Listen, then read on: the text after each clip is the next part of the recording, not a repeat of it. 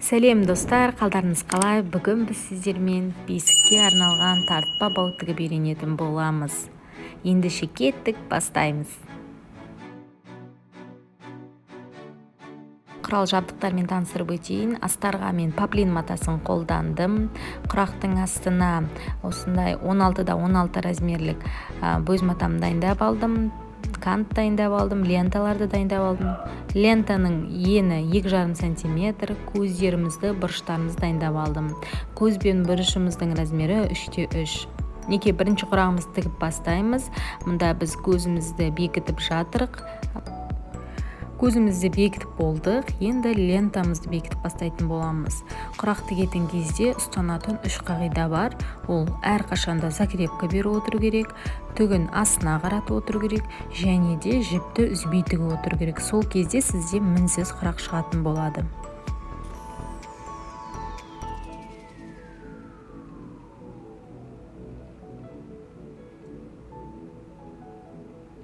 Мінекей бізде бірінші круг пайда болды. Енді екі матамыздың қиылысқан жеріне біз бұрыштарымызды тігетін боламыз. Бұл жерде бұрышымызды бұрышқа қойып, ортасынан тігіп шығамыз. Және де екінші жақты дәл солай тігетін боламыз.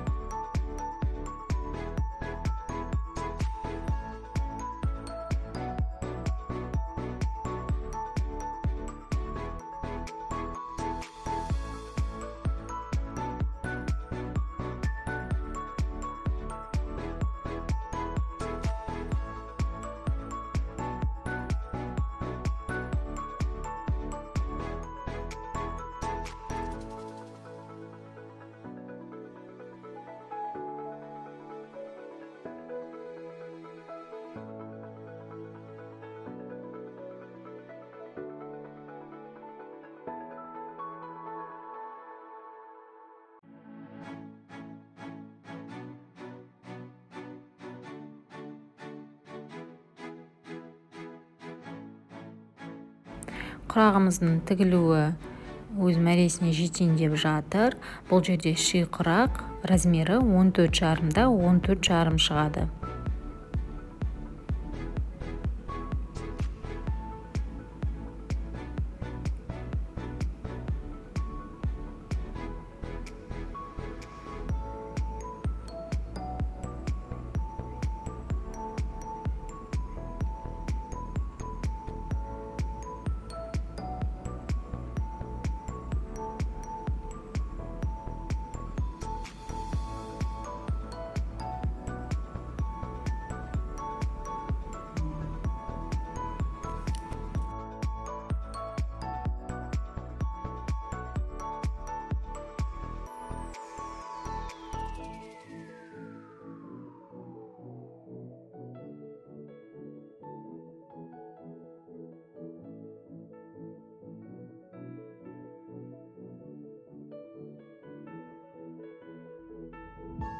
Құрағымыз аяқталды. Ендігі кезекте біз размерін өлшеп, керек емес жерлерін қиып тастаймыз. Екінші құрағымызды тігіп бастап жатырмыз. Бұл жерде біз колодец құрағын тігетін боламыз. Өте оңай құрақ.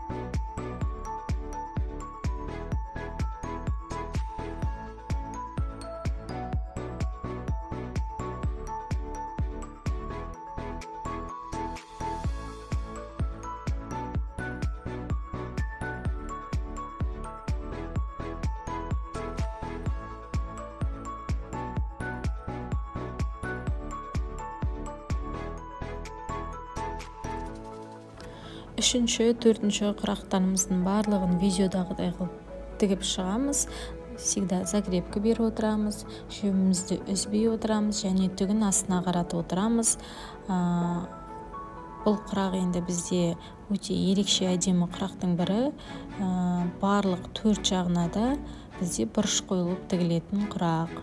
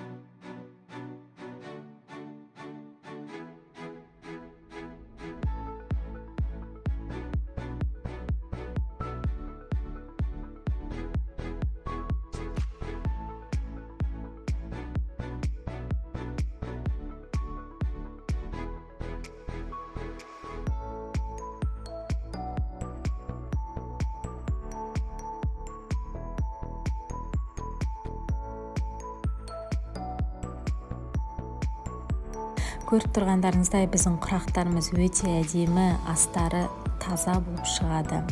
Минекей бизде 4-чү курагыбызды дәл видеодагыдай кылып тигип чыгабыз.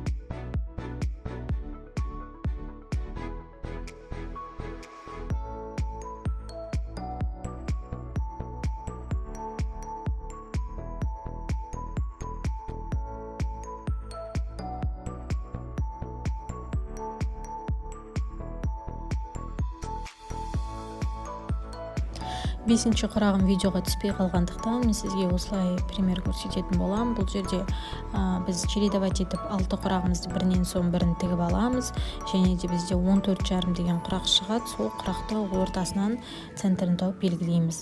Белгілеп болғасын сол екі центрімізден жан жағынан 2 сантиметрден қалдырамыз да треугольник сызып шығаратын боламыз құрағымыздан. Осындай шығады міне. Және бекітіп тігіп аламыз. Енді кезекте біз кантты тігетін боламыз. Бұл жерде кантымызды айналдырып тігіп шығатын боламыз.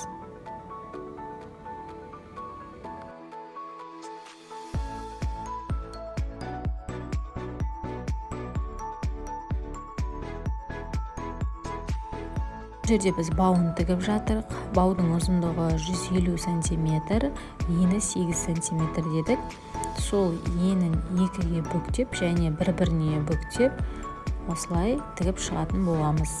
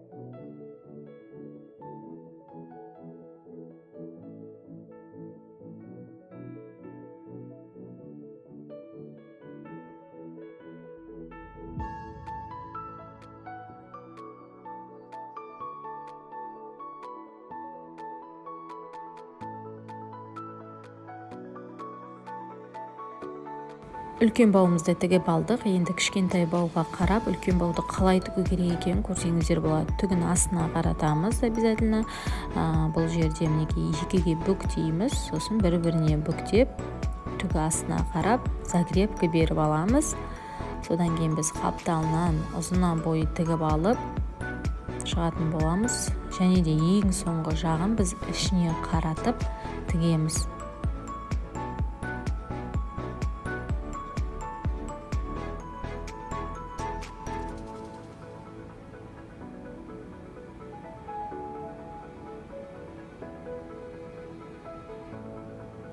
Мінекей көріп тұрғандарыңыздай іш жағына қаратып және екіге бүктеп, содан кейін бір-біріне қосып тігіп аламыз.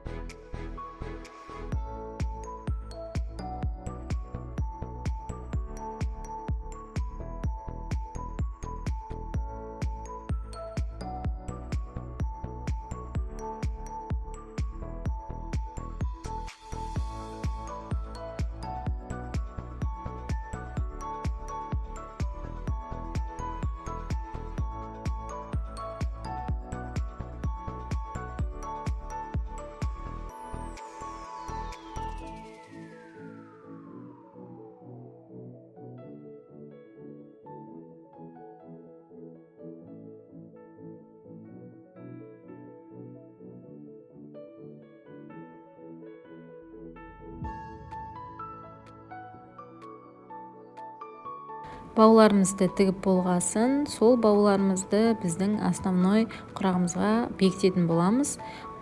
Құрақтың бойымен мен бекітіп жатырмын. Екі бауды аст жағына және үлкен ұзын бауымызды бас жағына бекітіп тігіп аламыз.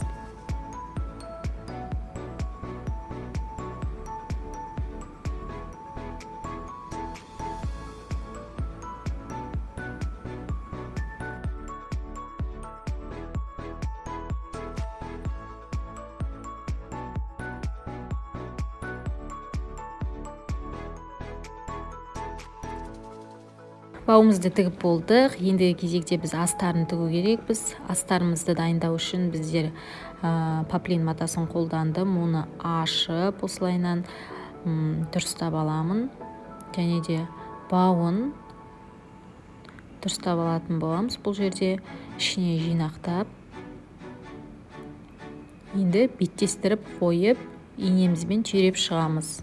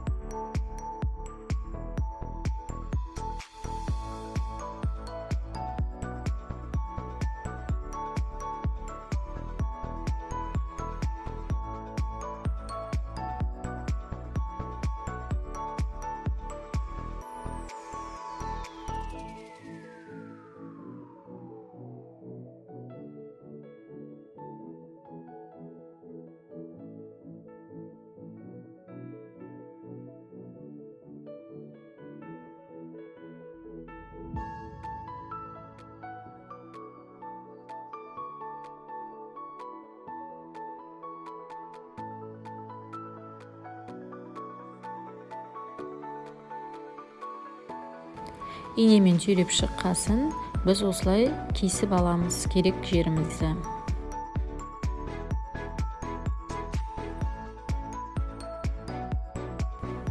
Астар мен үстін біріктіретін боламыз. Бұл жерде біз канттың үстінен, дәл үстінен тігіп шығамыз. Неге канттың үстімен жүргізіп жатырық?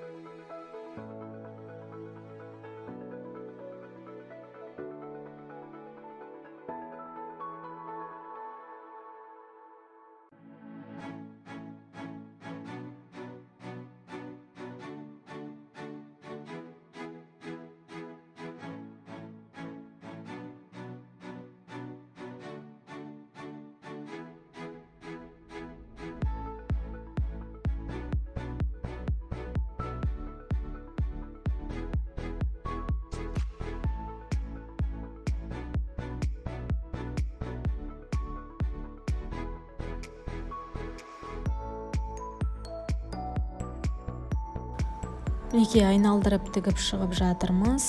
Енді біз басталған тігісімізге жетпей 5-10 сантиметр тікпей тастап кету керекпіз. Өйткені құрағымызды оң жағына айналдыратын боламыз. Неге біздің тартпа бауымызда дайын болып қалды. Керек емес артық жерлерін қиып алып тастаймыз.